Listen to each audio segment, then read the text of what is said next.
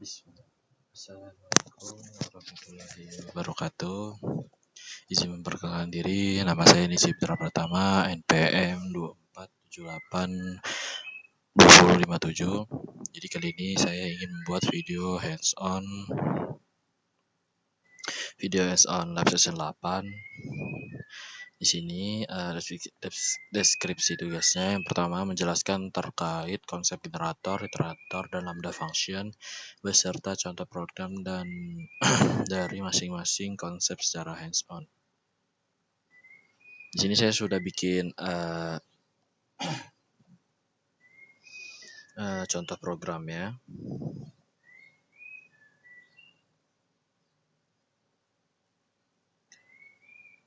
Nah, sini saya akan menjelaskan iterator dulu aja yang pertama. Jadi, iterator ini adalah sebuah objek yang memungkinkan kita tuh untuk melintasi atau iterate sekumpulan data satu elemen pada satu waktu. Intinya, iterator ini menjadikan cara yang efisien untuk mengakses elemen-elemen dalam sebuah koleksi seperti list yang seperti yang kita buat ini, tanpa perlu memuat seluruh koleksi tersebut ke dalam memori sekaligus. Jadi di dalam iterator ini ada dua metode. Yang pertama ada inter dan next. Inter ini dipanggil pada objek koleksi dan mengembalikan objek iterator itu sendiri.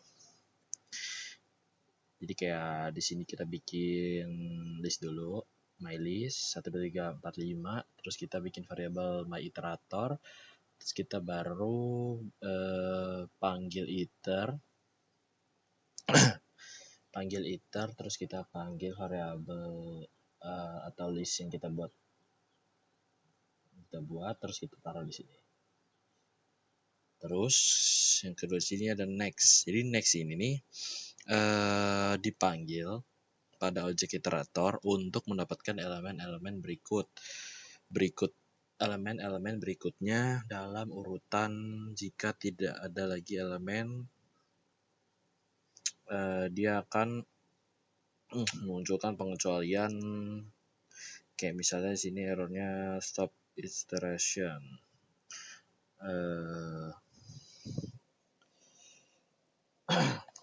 Jadi pertama-tama di sini ada, tadi saya jelasin tadi sebelumnya, di sini ada list namanya my list, terus kemudian kita menggunakan fungsi iter untuk mendapatkan objek iterator dari list tersebut. Selanjutnya kita menggunakan fungsi next untuk membalikan elemen-elemen secara berurutan gitu. Jadi kalau ketika semua elemen ini telah diakses, kita memanggil next lagi akan menghasilkan stop iteration.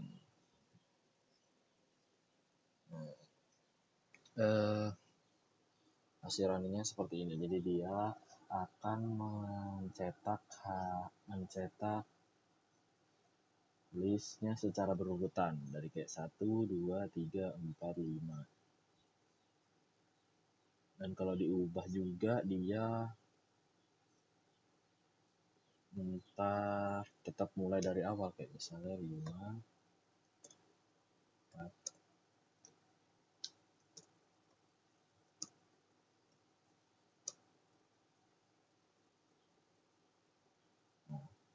Dia tetap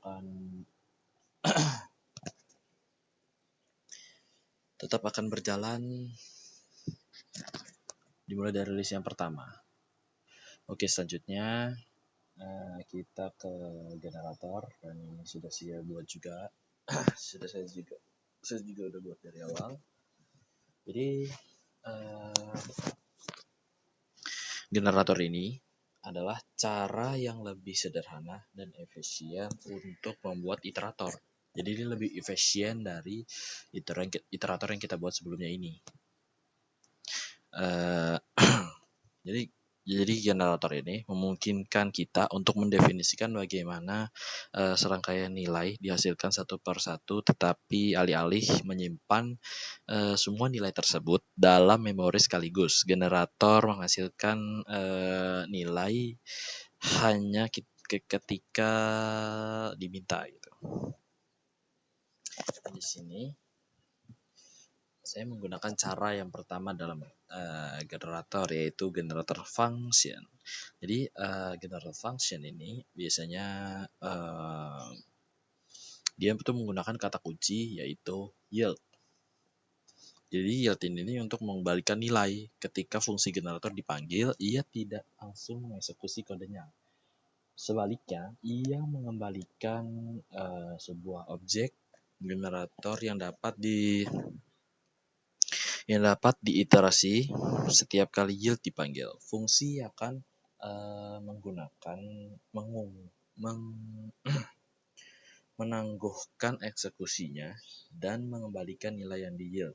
Ketika next ini dipanggil pada objek generator, jadi eksekusi fungsi akan dilanjutkan dari titik terakhir yield. Dan contohnya di sini ada bikin, di sini saya udah bikin sini ada fungsi hitung mundur, jadi sudah jelas. Jadi saya di sini bikin contoh program kayak bikin hitung mundur lah, kayak misal dari di sini saya bikinnya dari 5. Jadi dia akan mengulang looping dari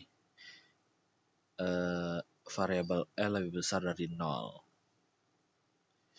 Dan n min sama dengan 1 ini ketika kan di sini variabelnya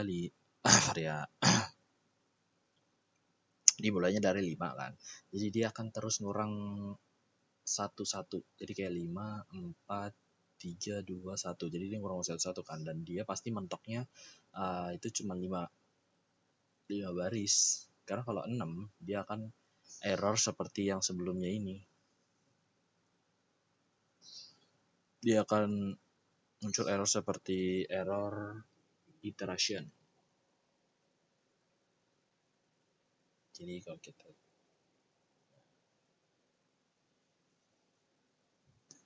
kayak dalam fungsi hitung mundur ini, kata kunci yield n ini mengindikasikan bahwa fungsi ini adalah sebuah generator. Jadi ketika setiap hitung mundur dari 5 dipanggil, ia akan mengembalikan objek generator mundur. Setiap kali next mundur ini dipanggil, fungsi akan berjalan hingga mencapai yield ini. Jadi dia mengembalikan nilai n. Itu untuk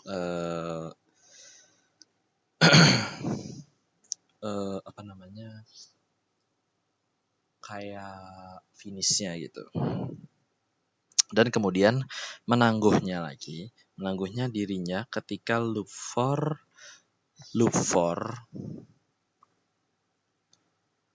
di sini kita tapi menggunakan loop while. Jadi kayak loop for, tapi jadi dia secara otomatis memanggil next hingga semua nilai di yield. Oke, selanjutnya ini tadi udah berapa? 3 ya. Iterator udah, sekarang lambda function. Nah, di sini saya sudah membuat program. Di programnya ini program penambahan. Jadi saya jelasin dulu aja apa itu lambda function. Jadi lambda function ini adalah fungsi kecil dan dia ini tidak memiliki nama dan didefinisikan menggunakan kata kunci lambda itu sendiri. Lambda function dapat memilih sejumlah argumen, tetapi hanya dapat memiliki satu ekspresi. Hasil dari ekspresi ini secara otomatis dikembalikan oleh fungsi. Sintaksnya kayak lambda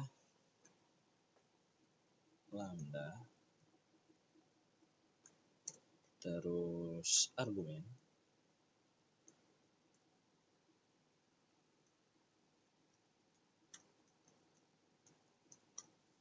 terus expression.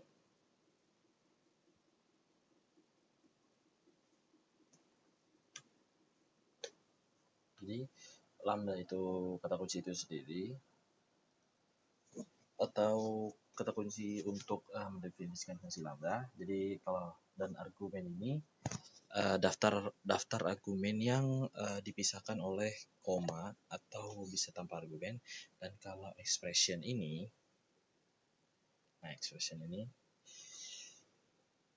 jadi dia ekspresi tunggal yang dievaluasi dan hasilnya dikembalikan. Contoh programnya di sini saya bikin variabel tambah, terus saya bikin lambda, kita panggil lambdanya, fungsi lambdanya, terus a dan ada variabel a dan b, terus sama dengan a sama dengan b. Jadi kalau kita jalani, terus kita cetak, kita panggil variabel tambahnya, terus kita ketik nominal atau angka yang ingin kita tambahkan. Di sini kalau 5 tambah 3 hasilnya harusnya 8. Nah, betul. Jadi kalau misalnya juga 10 tambah 3, di sini hasilnya 13. Nah, oke, selanjutnya di sini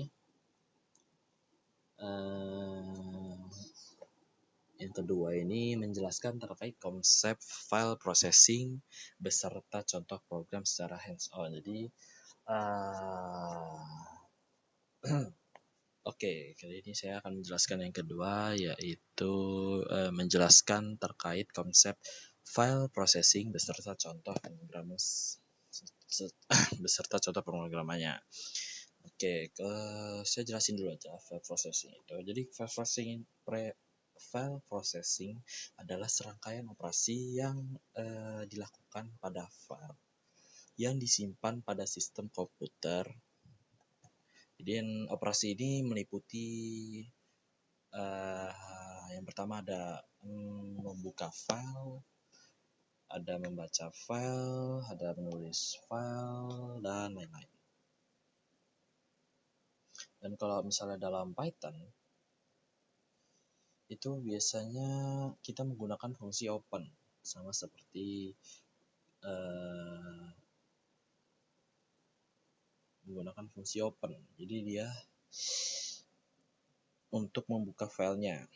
Jadi fungsi ini itu untuk mengembalikan objek yang kemudian dapat kita gunakan untuk melakukan operasi baca atau tulis. Jadi sintaksnya itu kayak saya sudah buat programnya. Jadi sintaksnya itu kayak open, nama filenya, sama mode. Jadi kalau file name yang tadi saya jelasin tadi, itu untuk nama filenya. Dan kalau mode ini untuk menentukan mode aksesnya. Jadi kayak bisa kayak di sini saya bikinnya W itu untuk write, untuk menulis. Kalau ada juga R, F itu untuk membaca, read. Terus ada juga A, append. Jadi write sama append ini sebenarnya sama. W sama A ini sama. Sebenarnya sama-sama menulis untuk untuk ke filenya. Bedanya kalau yang Word ini kan menulis, jadi dia tuh lebih ke misal kalau kita bikin pertama di sini misal nama saya Nici gitu, terus kita mau bikin lagi misal nama saya Budi. Nah, nama saya Nici ini dia nanti hilang, nanti dia nggak ada, dia ditimpah gitu. Tapi kalau append dia double jadinya seperti itu.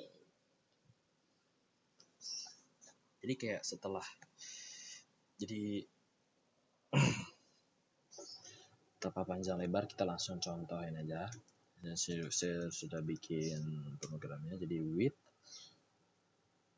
open, ini nama filenya tadi, ini modenya as file. Jadi kita as variable file, jadi kita panggil variabelnya, terus kita ini write, ini nama dari metode W ini.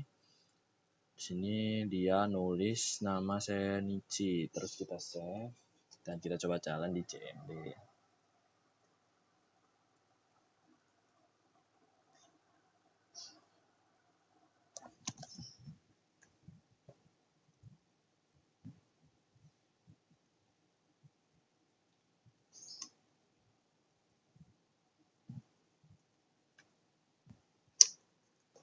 S2. Nah, baru PY namanya file processing. Oke, data berhasil.